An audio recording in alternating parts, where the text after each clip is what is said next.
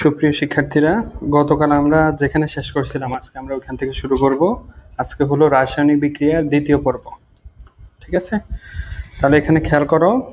আজকে আমরা খুব সহজভাবে, তবে প্রথম কথা হলো প্রথম পর্ব আগে দেখতে হবে, দেখার পরে তুমি দ্বিতীয় পর্বে আসবা।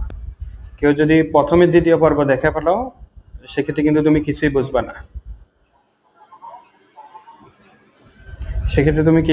না, তাহলে প্রথম কাজ হলো প্রথম পর্ব দেখা, তারপরে তুমি দ্বিতীয় পর্বে আসবা। আচ্ছা, আমরা স্টার্ট করি। এখানে দেখো, আমরা আজকে 83 ফেজ থেকে স্টার্ট করব। 83 ফেজ থেকে একেবারে শেষ পর্যন্ত, এটা হলো আমাদের দ্বিতীয় পর্ব।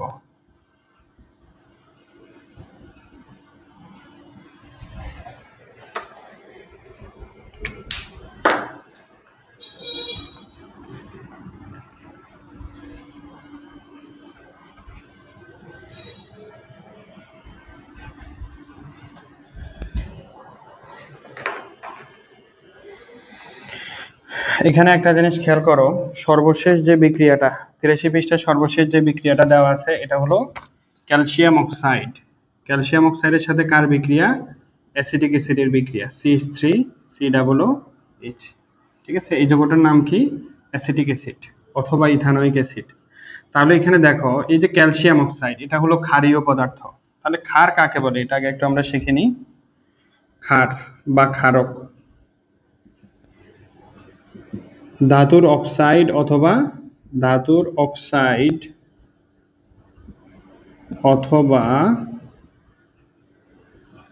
হাইড্রোক্সাইডকে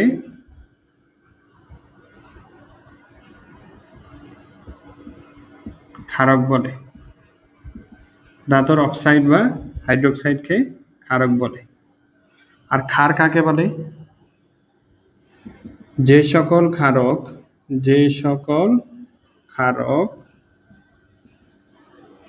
পানিতে দ্রবীভূত হয়,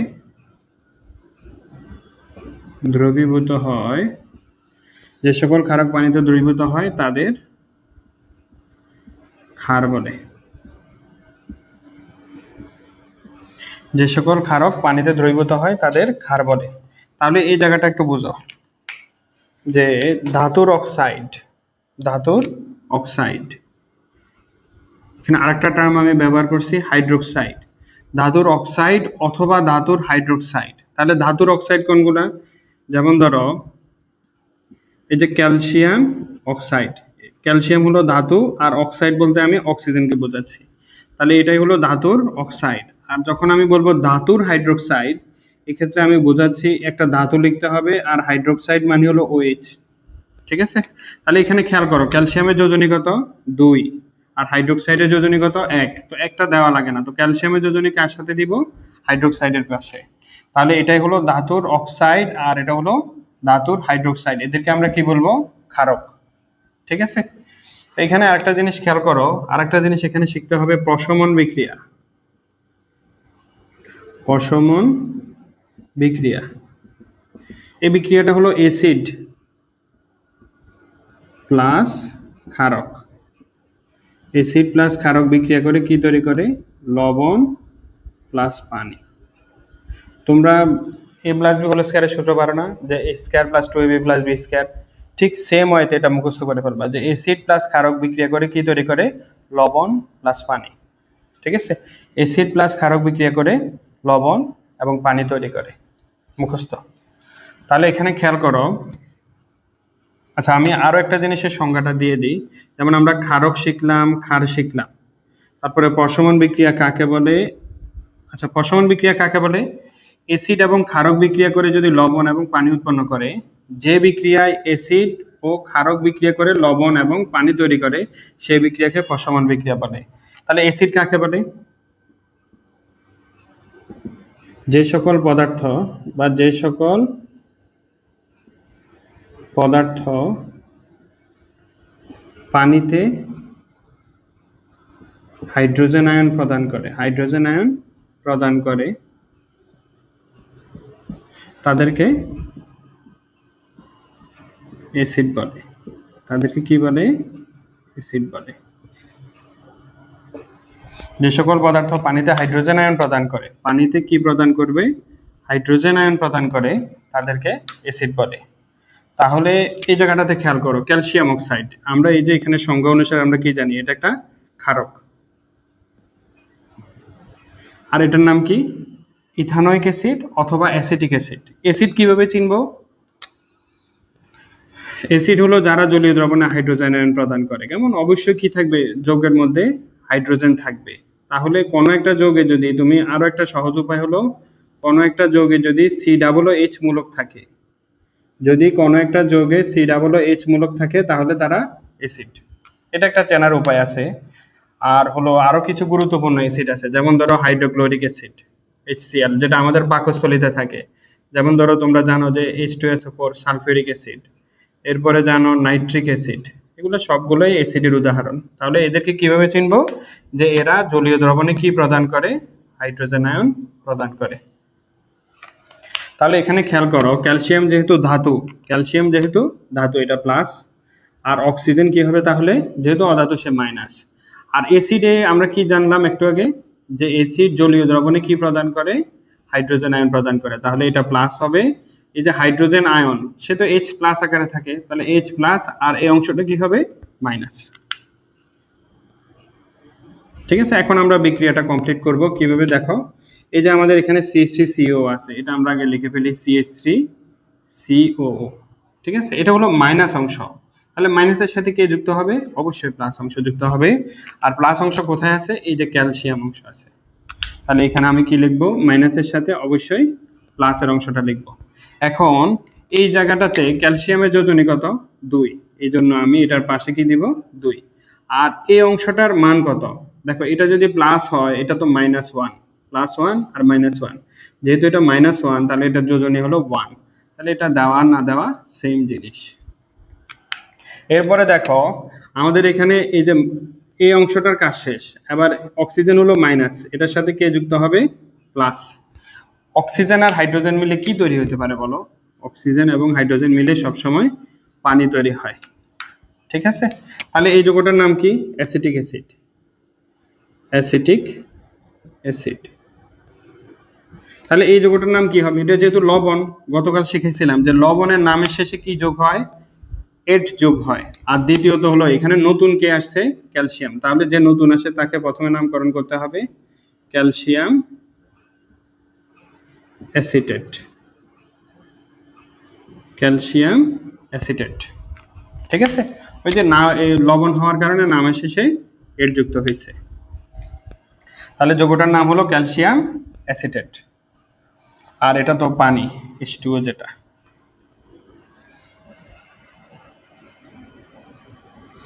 আচ্ছা, এখানে আরো একটা ইনফরমেশন তোমরা জানতে পারো। এখানে যে লবণটা, ঠিক আছে, এইটা তো হলো অ্যাসিড, এটা কি? ক্ষারক।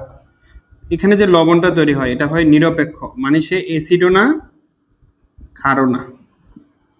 তাহলে লবণ কি হিসেবে থাকে? লবণ হলো একটা নিরপেক্ষ পদার্থ। কেন নিরপেক্ষ বলা হচ্ছে? কারণ সে অ্যাসিডও না ক্ষারও না। আচ্ছা, এরপরে চলে যাই আমরা পৃষ্ঠা নাম্বার 84। বলছে চুনের সাথে পানির বিক্রিয়া পর্যবেক্ষণ করো। চুনের সাথে পানির বিক্রিয়া পর্যবেক্ষণ করো। তাহলে আমরা এটা একটু মুছে ফেলি।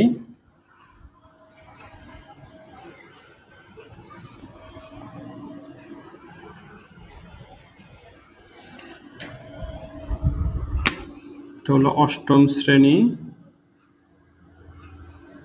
বিজ্ঞান, কততম অধ্যায় পড়তেছি আমরা? অষ্টম অধ্যায় পড়তেছি।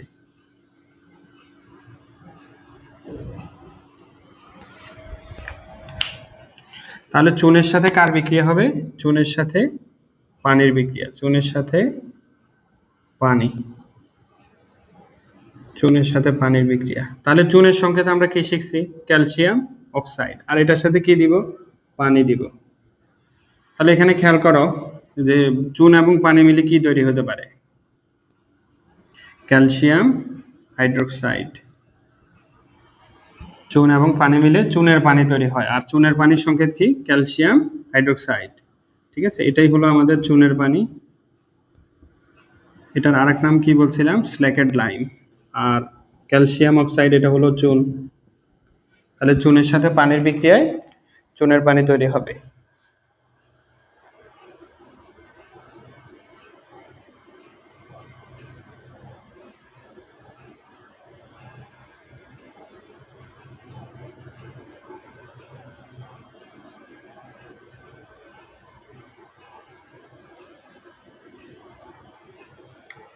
তাহলে চুনের সাথে পানির বিক্রিয়ায় চুনের পানি তৈরি হবে, এটাকে স্ল্যাকেড লাইমও বলা হয়। আচ্ছা, এই বিক্রিয়ায় যে ব্যাপারটা মনে রাখতে হবে যে এই বিক্রিয়ায় তাপ উৎপন্ন হয়, এই বিক্রিয়ায় তাপ উৎপন্ন হয়। এটা তোমাদেরকে গতদিন এক্সাম্পলে আমি দিয়েছিলাম যে ক্যালসিয়াম অক্সাইড বা চুনেকে যখন তোমরা পানির সাথে মিক্স করবা তখন দেখবা যে ওই যে পদার্থটা চুনটা এটা দেখবা পানির সাথে বিক্রিয়া করে টকবক করে ফুটতে থাকে। তার মানে এই জায়গায় তাপ উৎপন্ন হয় বিধায় এটা টকবক করে ফুটতে থাকে। তাহলে এই পর্যন্ত মোটামুটি আমাদের বিক্রিয়া। এরপরে আমরা চলে যাব শুষ্ক কোষে। শুষ্ক কোষ ইংরেজিতে বলা হয় ড্রাই সেল, শুষ্ক কোষ অথবা ড্রাই সেল। এটা মুছে ফেললাম।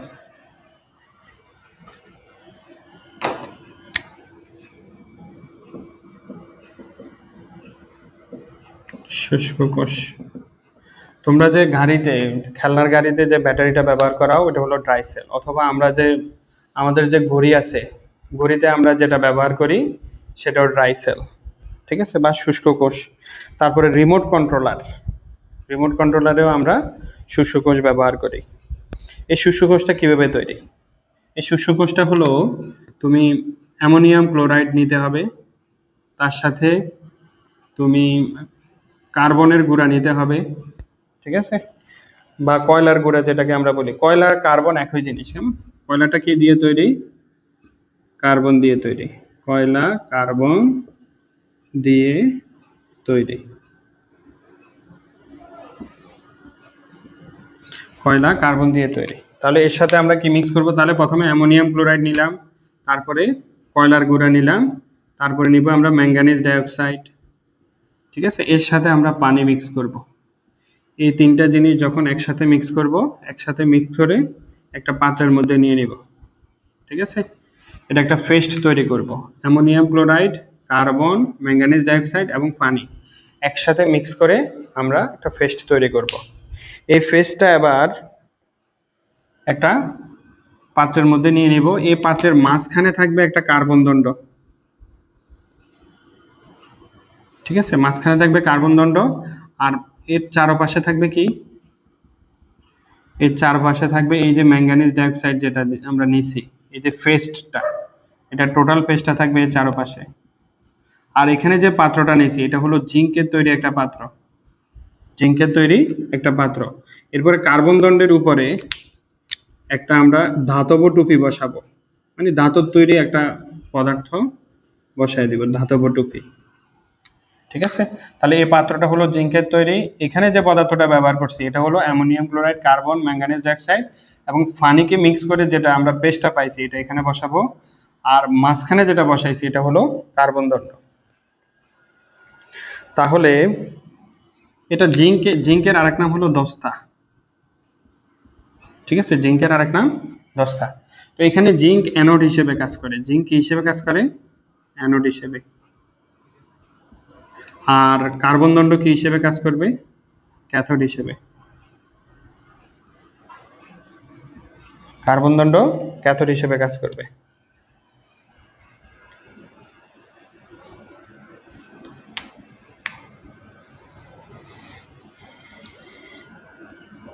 ঠিক আছে, তাহলে নতুন দুইটা টার্ম পাইলাম, একটা হলো অ্যানোড আর একটা হলো ক্যাথোড। এখানে ক্যাথোড হিসেবে মূলত আমাদের এই যে ধাতব টুপি যেটা আছে এটাই আমরা মূলত কি হিসেবে ব্যবহার করব? ক্যাথোড। তাহলে অ্যানোড হিসেবে জিঙ্ক আর ক্যাথোড হিসেবে ধাতব দণ্ডের উপরে যে তোমার ধাতব টুপি আছে, কার্বন দণ্ডের উপরে যে ধাতব টুপি আছে এটাই হলো ক্যাথোড হিসেবে কাজ করবে। তাহলে অ্যানোড কি এটা একটু বিস্তারিত আমরা জেনে নিই, আমাদের সামনে লাগবে। অ্যানোডে জারণ ঘটে। জারণ মানে কি? ইলেকট্রন ত্যাগ করা, ঠিক আছে, জারণ মানে কি? ইলেকট্রন ত্যাগ। আর ক্যাথোডে কি ঘটে? বিজারণ ঘটে। এটা মুখস্থ কেমন, অ্যানোডে জারণ ক্যাথোডে বিজারণ, এটা মানে হলো ইলেকট্রন গ্রহণ করা, ইলেকট্রন গ্রহণ করা, এই দুইটা জিনিস মুখস্থ রাখতে হবে। তাহলে অ্যানোডে জারণ ক্যাথোডে বিজারণ। তাহলে এই যে ব্যাটারি যেটা আমরা তৈরি করলাম, এই ব্যাটারির দুইটা অংশ থাকে কেমন, একটা হলো প্লাস অংশ আর একটা হলো মাইনাস অংশ। এই ব্যাটারির দুইটা অংশকে আমরা যখন একটা তারের সাথে সংযুক্ত করে দিব, এখানে ধরো একটা বাল্ব দিয়ে দিলাম, তখন এই বাল্বটা কি হয়, জ্বলে ওঠে। তখন এই বাল্বটা জ্বলে উঠবে। বাল্বটা যখন জ্বলে উঠবে তখন এখানের ভিতরে যে রাসায়নিক পদার্থগুলো আছে এগুলো বিক্রিয়া শুরু করে দিবে। বিক্রিয়ার কারণে এখানে ইলেকট্রন এখান দিয়ে যাবে, যাওয়ার কারণে এই বাল্বটা জ্বলে উঠবে। ঠিক আছে, এভাবে মূলত ঘটনাটা ঘটে যে আমাদের রাসায়নিক শক্তি কিসে কনভার্ট হবে, আলোক শক্তিতে কনভার্ট হবে।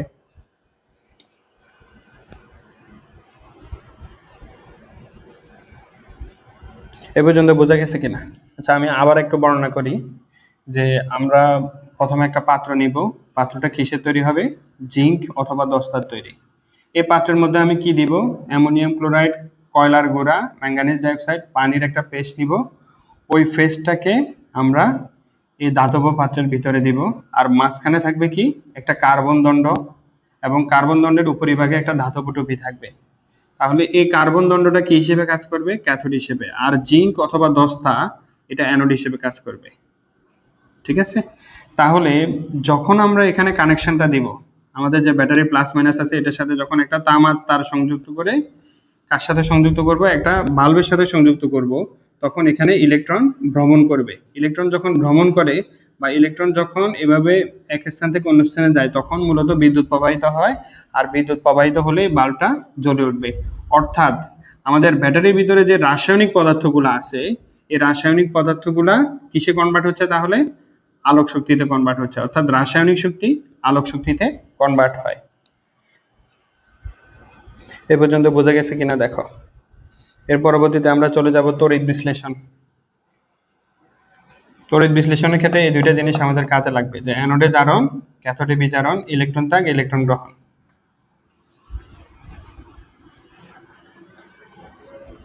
আমাদের পরবর্তী টপিক হলো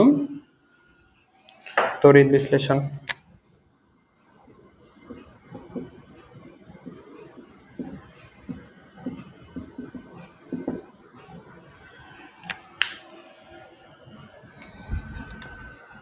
তড়িৎ বিশ্লেষণ মানে কি?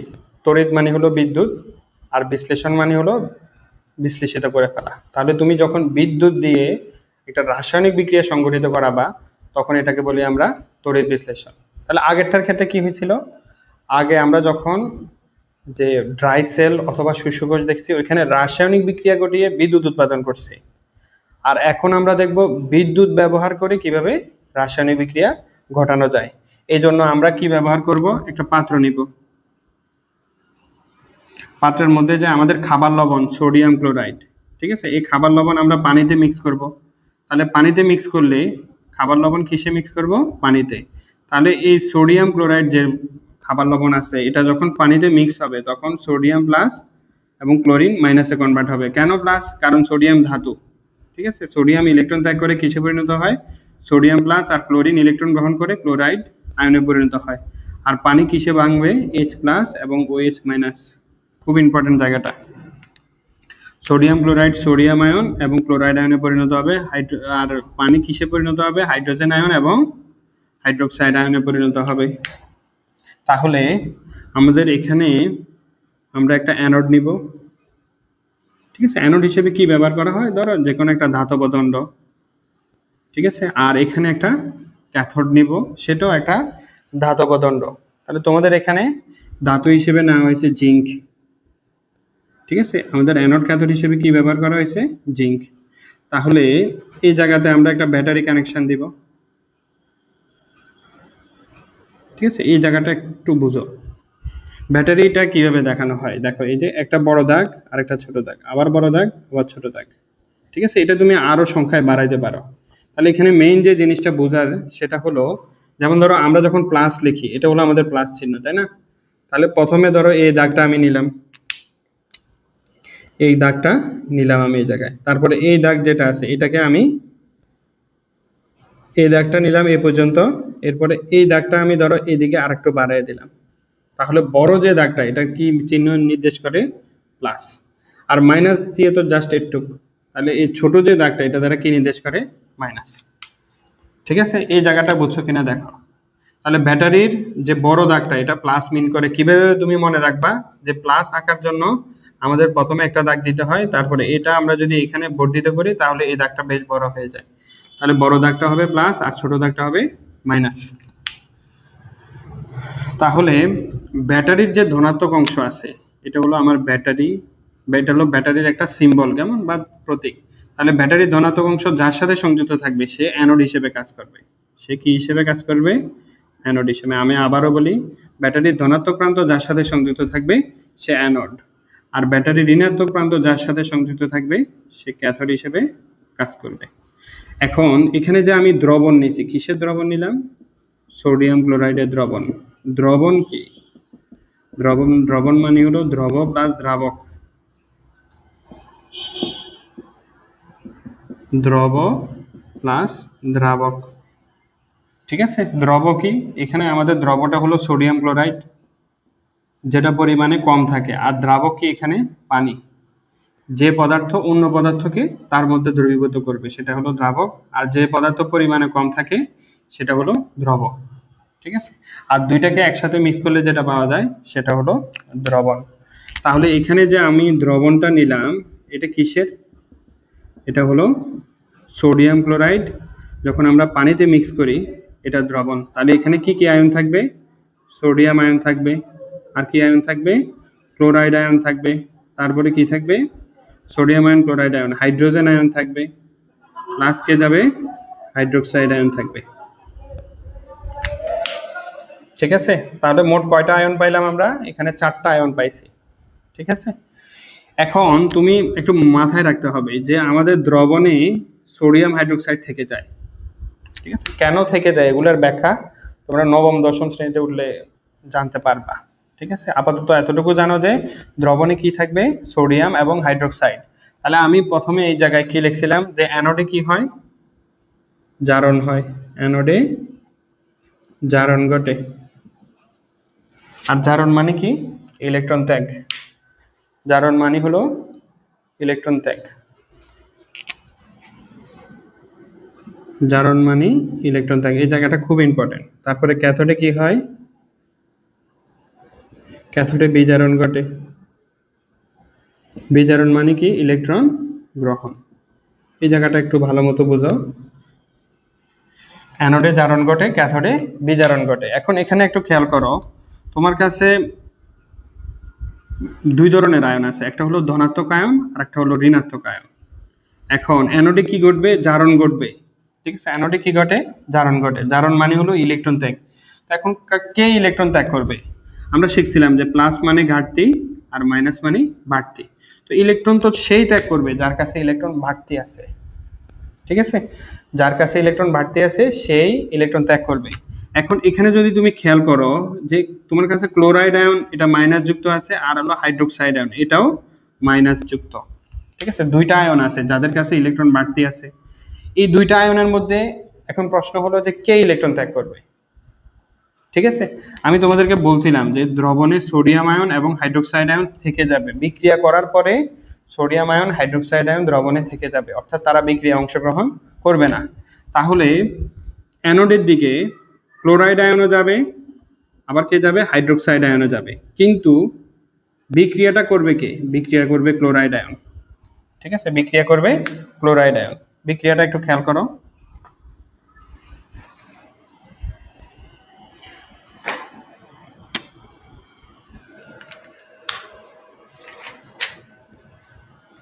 তাহলে খেয়াল করো এখানে ক্লোরাইড আয়ন কি করবে? অ্যানোডে কি বলছি? জারণ। জারণ মানে কি? ইলেকট্রন ত্যাগ। তাহলে ক্লোরাইড আয়ন ইলেকট্রন ত্যাগ করে কিসে পরিণত হবে? ক্লোরিন পরমাণুতে পরিণত হবে। তার কাছে যে বাড়তি একটা ইলেকট্রন ছিল সেটা ত্যাগ করে দিয়েছে, তাহলে সে অরিজিনাল যে পরমাণুটা ছিল ক্লোরিন পরমাণু ওইটাতে কনভার্ট হয়ে গেছে। তাহলে ক্লোরিন কখনো একা থাকে না, ক্লোরিন কখনো একা থাকে না।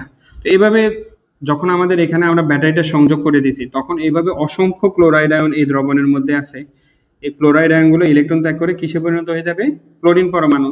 এরকম অসংখ্য ক্লোরিন পরমাণু তৈরি হয়। তাহলে একটা ক্লোরিন পরমাণু তো এখানে তৈরি হলো, আরেকটা বিক্রিয়া করলে আরেকটা ক্লোরিন পরমাণু তৈরি হবে। এরকম দুইটা ক্লোরিন পরমাণু পরস্পরের সাথে যুক্ত হয়ে ক্লোরিন অণু তৈরি করবে। ঠিক আছে, এই যে আমরা একটা পদার্থ পেয়ে গেলাম ক্লোরিন অণু, যেটা গ্যাস হিসেবে এই জায়গায় বুদবুদ আকারে উপরের দিকে উঠতে থাকবে। তারপর এটা গেল অ্যানোডের বিক্রিয়া। কেমন, এটা তুমি যদি এই জায়গায় লিখে দাও যে অ্যানোডে বিক্রিয়া, তাহলে আরো সুন্দর হয়। অ্যানোডে বিক্রিয়া, ঠিক আছে, এই অংশটা অ্যানোডে বিক্রিয়া। এরপরে ক্যাথোডে বিক্রিয়া কি হবে? ক্যাথোডে বিক্রিয়া,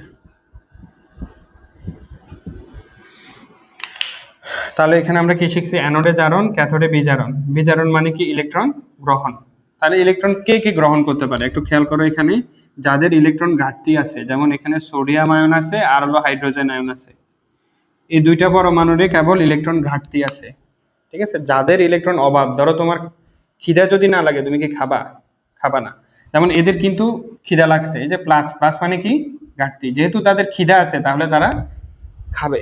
এখন আমরা খাবার খাই, তারা কি খায়?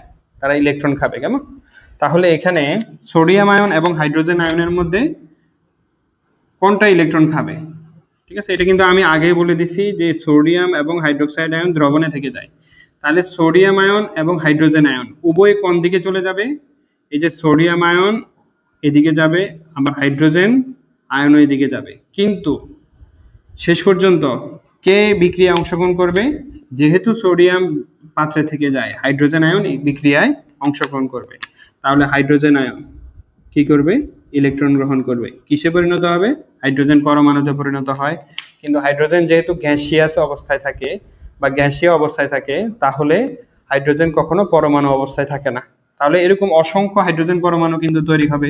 তাহলে এরকম দুইটা হাইড্রোজেন পরমাণু পরস্পরের সাথে যুক্ত হয়ে কিসে পরিণত হবে? হাইড্রোজেন গ্যাসে পরিণত হবে। তাহলে অ্যানোডে কি উৎপাদন হচ্ছে? Chlorine gas. আর ক্যাথোডে কি উৎপাদন হচ্ছে? Hydrogen gas. ঠিক আছে, আর দ্রবণে কি থেকে যাচ্ছে? আচ্ছা, আমি একটু এখানে লিখে দিই যে অ্যানোডে কি উৎপাদন হচ্ছে? ক্লোরিন গ্যাস উৎপাদন হচ্ছে। ক্যাথোডে হলো হাইড্রোজেন গ্যাস উৎপাদন হচ্ছে। আর দ্রবণে কে থাকতেছে? Sodium hydroxide. ঠিক আছে, সোডিয়াম হাইড্রোক্সাইড দ্রবণে থেকে যায়। ঠিক আছে, আমি আবার তোমাদেরকে আরেকটু বর্ণনা করি। তাহলে আমরা সোডিয়াম ক্লোরাইডের একটা দ্রবণ নিব। সোডিয়াম ক্লোরাইড দ্রবণে সোডিয়াম ক্লোরাইড থাকবে, পানি থাকবে। এখানে দুইটা ধাতব দণ্ড নিব। ঠিক আছে, দুইটা ধাতব দণ্ড নিব। তো এখানে তোমাদের বইয়ে জিঙ্কের দণ্ড, দুইটা জিঙ্কের দণ্ড নেওয়া হয়েছে। জিঙ্ক যেহেতু ধাতু, এটা নেওয়া যাবে। কেমন, তাহলে দ্রবণে কি কি থাকলো? দ্রবণে আমাদের সোডিয়াম ক্লোরাইড নিছি, সাথে নিছি আমরা পানি। তাহলে কি কি আয়ন থাকবে? সোডিয়াম আয়ন থাকবে, প্লাস ক্লোরাইড আয়ন থাকবে, তারপরে হাইড্রোজেন আয়ন থাকবে, হাইড্রোক্সাইড আয়ন থাকবে। মোট 4টা আয়ন থাকবে দ্রবণে। এখন যখন আমরা ব্যাটারির সাথে কানেক্ট করব এই ধাতব দণ্ডটাকে, তখন বিক্রিয়া শুরু হয়ে যাবে। এখন বিক্রিয়া যখন শুরু হবে তখন অ্যানোডে কি বিক্রিয়া হয়? অ্যানোডে বিক্রিয়া হয় জারণ। জারণ মানে কি? ইলেকট্রন ত্যাগ। এখন ইলেকট্রন ত্যাগ করার জন্য দুইজনে প্রস্তুত। কে কে প্রস্তুত? ক্লোরাইড আয়ন, তার কাছে ইলেকট্রন বাড়তি আছে, আমরা জানি কি মাইনাস মানে বাড়তি। হাইড্রোক্সাইড আয়ন, তার কাছেও ইলেকট্রন বাড়তি আছে, কিন্তু দুইজনের মধ্যে কে ইলেকট্রন ত্যাগ করবে? ক্লোরাইড আয়নটা ইলেকট্রন ত্যাগ করবে। ঠিক আছে, তাহলে ক্লোরাইড আয়ন ইলেকট্রন ত্যাগ করে প্রথমে ক্লোরিন পরমাণুতে পরিণত হবে। দুইটা ক্লোরিন পরমাণু পরস্পরের সাথে সংযুক্ত হয়ে ক্লোরিন গ্যাসে পরিণত হবে। একইভাবে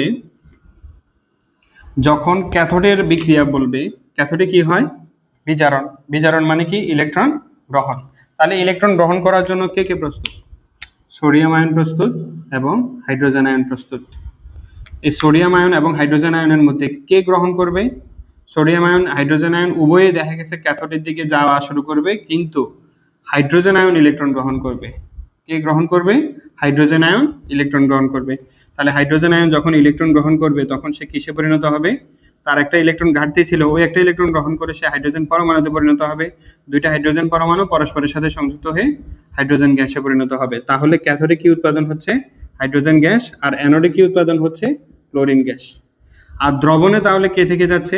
এখানে দেখো এই সোডিয়াম আয়ন এবং হাইড্রোক্সাইড আয়ন এই দুইটা বিক্রিয়া অংশগ্রহণ করে নাই। এই যে সোডিয়াম আয়ন এবং হাইড্রোক্সাইড আয়ন বিক্রিয়া অংশগ্রহণ করে নাই, এই দুইটাই দ্রবণে থেকে যাবে। অর্থাৎ দ্রবণটা কেমন হবে তাহলে বলো? ক্ষারীয় হবে। কেমন? সোডিয়াম হাইড্রোক্সাইড আমরা কি শিখছি? ধাতুর অক্সাইড অথবা হাইড্রোক্সাইডকে ক্ষারীয় পদার্থ বলে, ক্ষারক বলে। আর যে সকল ক্ষারক পানিতে দ্রবীভূত তাদেরকে ক্ষারীয় পদার্থ বলে। তাহলে সোডিয়াম হাইড্রোক্সাইড হলো ক্ষারীয় পদার্থ।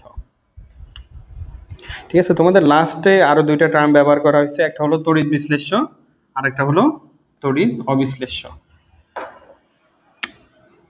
তড়িৎ বিশ্লেষ্য, তড়িৎ বিশ্লেষ্য। কেমন? তড়িৎ বিশ্লেষ্য কারা? যে সকল পদার্থ গলিত অথবা দ্রবীভূত অবস্থায় বিদ্যুৎ পরিবহন করে তাদেরকে বলা হয় তড়িৎ বিশ্লেষ্য পদার্থ। যেমন একটু আগে আমরা দেখছি যে এই যে সোডিয়াম ক্লোরাইড, এই সোডিয়াম ক্লোরাইড দ্রবীভূত অবস্থায় বিদ্যুৎ পরিবহন করছে, তাহলে সোডিয়াম ক্লোরাইড হলো তড়িৎ বিশ্লেষ্য পদার্থ। আর একটা টার্ম হলো তড়িৎ অবিশ্লেষ্য পদার্থ। তড়িৎ অবিশ্লেষ্য পদার্থ। তড়িৎ অবিশ্লেষ্য পদার্থ কি হবে? তাহলে ওই সংজ্ঞাটার ঠিক বিপরীত। যে সকল পদার্থ গলিত অথবা দ্রবীভূত অবস্থায় বিদ্যুৎ পরিবহন করে না তাদেরকে তড়িৎ অবিশ্লেষ্য পদার্থ বলে। যেমন অনেকে আছে দেখা গেছে গ্লুকোজ খায়, ঠিক আছে, এই গ্লুকোজ এবং চিনি এগুলো হলো তড়িৎ অবিশ্লেষ্য পদার্থ। গ্লুকোজের সংকেত কি?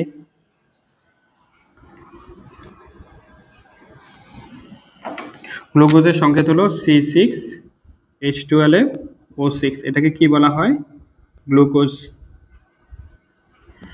আর চিনি, যেটা চিনির সংকেত হলো C12H22O11। এটা হলো চিনির সংকেত। তোমরা খুব সহজে মনে রাখতে পারো। দেখো তোমাদেরকে একটা বুদ্ধি শিখাই। C6H12O6 এটাকে 2 গুণ করো, তাহলে কি হয়? C12H24O12। ঠিক আছে, তো তুমি গ্লুকোজকে প্রথমে দ্বিগুণ করো, দ্বিগুণ করার পরে এখান থেকে 1 অণু পানি বাদ দিয়ে দাও। বাদ দিয়ে দিলে কি থাকে? C12। হাইড্রোজেন কয়টা কমে গেল? 2টা, তার মানে হাইড্রোজেন 22টা হবে। আর অক্সিজেন এখানে 12টা আছে, কয়টা কমে গেল? একটা, তাহলে অক্সিজেন 12টা আছে, একটা কমে গেল, তাহলে অক্সিজেন হবে কয়টা? 11টা। তাহলে এটা কিসের সংকেত? চিনির সংকেত। আর এটা হলো গ্লুকোজের সংকেত। গ্লুকোজ এবং চিনি কি ধরনের পদার্থ? তড়িৎ অবিশ্লেষ্য পদার্থ। মানে আমি একটু লিখে দিই, গ্লুকোজ C6H12O6, আর একটা হলো চিনি C12H22O11। এই দুইটা হলো কি ধরনের পদার্থ? তড়িৎ অবিশ্লেষ্য পদার্থ। ঠিক আছে, তো সোডিয়াম ক্লোরাইড কি? এটা একটা লবণ। ঠিক আছে, তাহলে যত ধরনের লবণ আছে সবগুলাই তড়িৎ বিশ্লেষ্য পদার্থ। আর গ্লুকোজ এবং চিনি এই দুইটা স্পেশালি মনে রাখবা, এগুলো হলো তড়িৎ অবিশ্লেষ্য পদার্থ।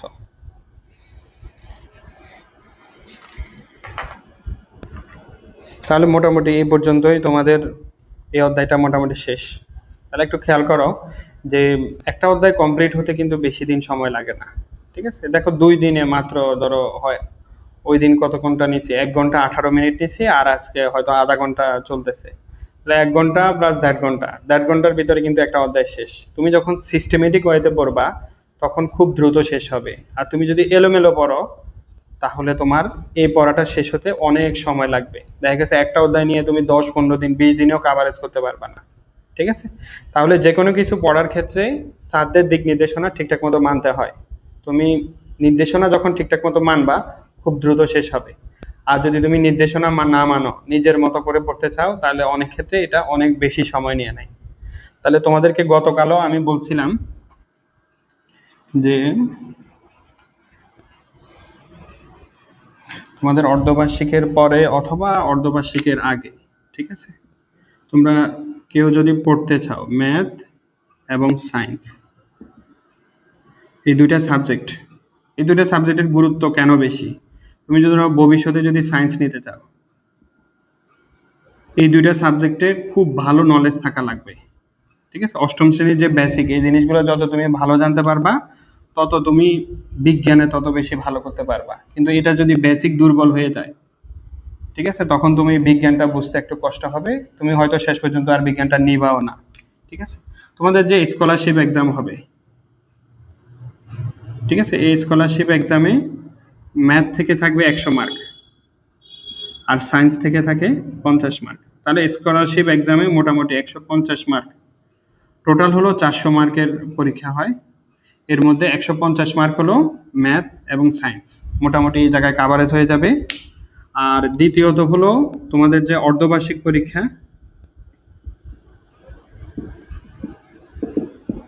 অর্ধবার্ষিক পরীক্ষা এখানে তোমাদের সায়েন্স এবং ম্যাথ মিলে টোটাল থাকবে 100 100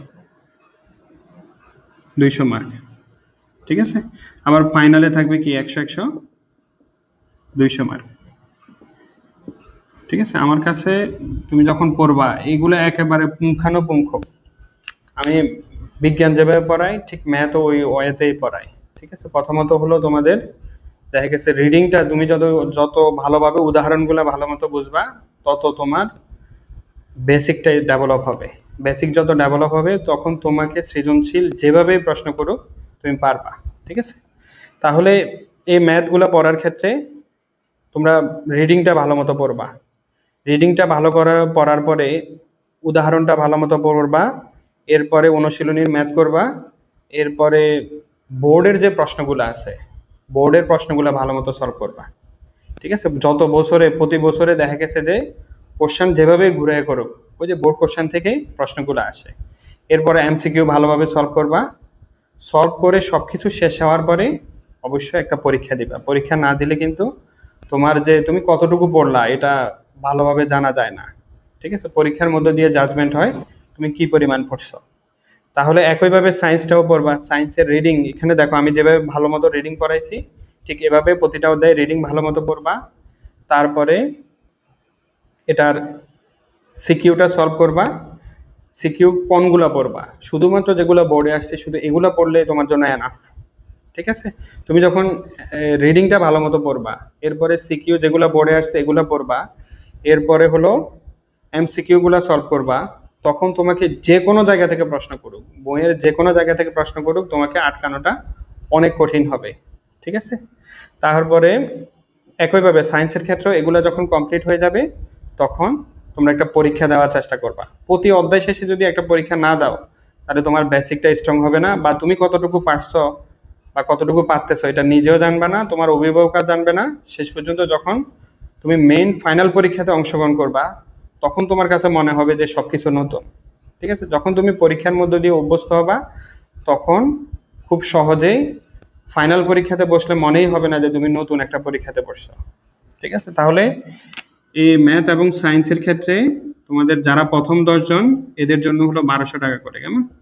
আর এর পরবর্তীতে যারা ভর্তি হবে তাদের ক্ষেত্রে হলো 1500 টাকা।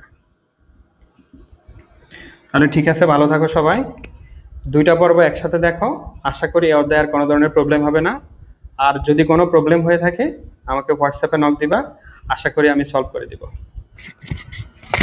ঠিক আছে, আল্লাহ হাফেজ।